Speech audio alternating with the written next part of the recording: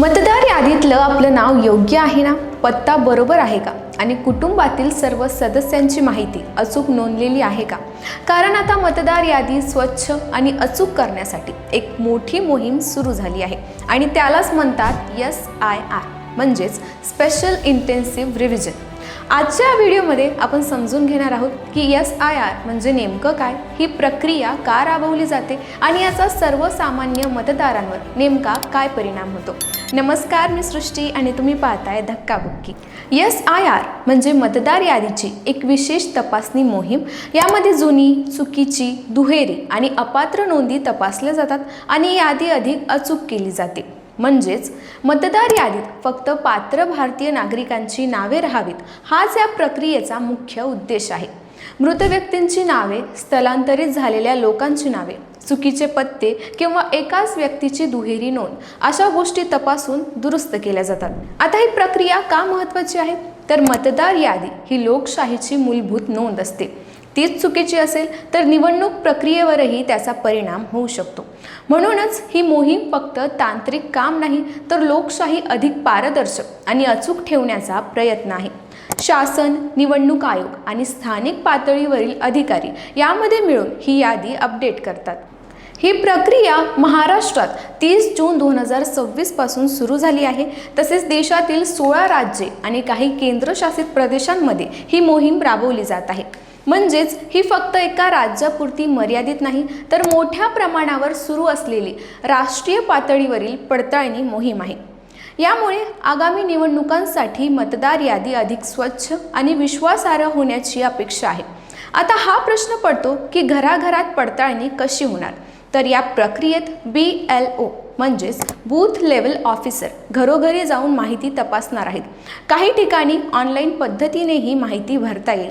महत्त्वाची गोष्ट म्हणजे घर बंद असेल तर नाव लगेच काढून टाकलं जाणार नाही। BLO किमान 3 वेळा भेट देईल अशी माहिती दिली आहे। म्हणजेच मतदाराला स्वतःची माहिती देण्यासाठी पुरेसा वेळ आणि संधी मिळणार आहे। आता इथे अनेकांच्या मनात एकच प्रश्न येतो, माझं नाव चुकून वगळलं जाईल का? तर सध्या दिलेल्या माहितीनुसार थेट नाव काढून टाकलं जाणार नाही। जर कागदपत्रांमध्ये किंवा नोंदींमध्ये काही त्रुटी आढळल्या तर अंतिम निर्णय घेण्यापूर्वी मतदाराला नोटीस दिली जाणार आहे। म्हणजेच आधी संधी आणि मग निर्णय अशी ही प्रक्रिया एकूण पार पडणार आहे। या पडताळणी दरम्यान काही महत्त्वाची कागदपत्र मागितली जाऊ शकतात। वयाच्या पुराव्यासाठी जन्म प्रमाणपत्र, पॅन कार्ड, ड्रायव्हिंग लायसन्स किंवा 10वी-12वीचे प्रमाणपत्र वापरलं जाऊ शकतं। ओळखीच्या पुराव्यासाठी आधार कार्डचा उल्लेख केला जातो। पत्त्याच्या पुराव्यासाठी बँक किंवा पोस्ट ऑफिस पासबुक, वीज बिल, भाडे कराराची पावती यासारखी कागदपत्र लागू शकतात। यासोबत पासपोर्ट साईज रंगीत फोटोही आवश्यक ठरू शकतो। म्हणून घरातली कागदपत्र आधीच तपासून ठेवणं फायदेशीर ठरेल। या प्रक्रियेत काही महत्त्वाच्या तारखा लक्षात ठेवायला हव्यात। घराघरातील पडताळणी 29 जुलै 2026 पर्यंत चालेल।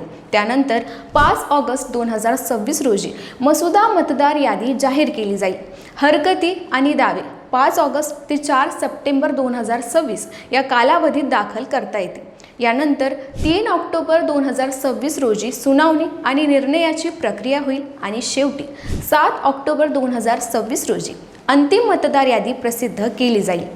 थोडक्यात सांगायचं तर SIR ही मतदार यादी स्वच्छ, अचूक आणि अद्ययावत ठेवण्यासाठी सुरू झालेली एक महत्त्वाची मोहीम आहे।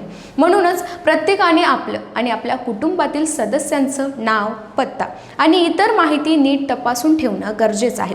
कारण शेवटी मतदार यादीतलं नाव हे फक्त एक नोंद नसतं, तर तो आपल्या मतदानाचा हक्क असतो। यावर तुमचं काही मत असेल तर आम्हाला कमेंट करून नक्की कळवा आणि या व्हिडिओला लाईक, शेअर आणि आमच्या चॅनलला सबस्क्राईब करायला विसरू नका।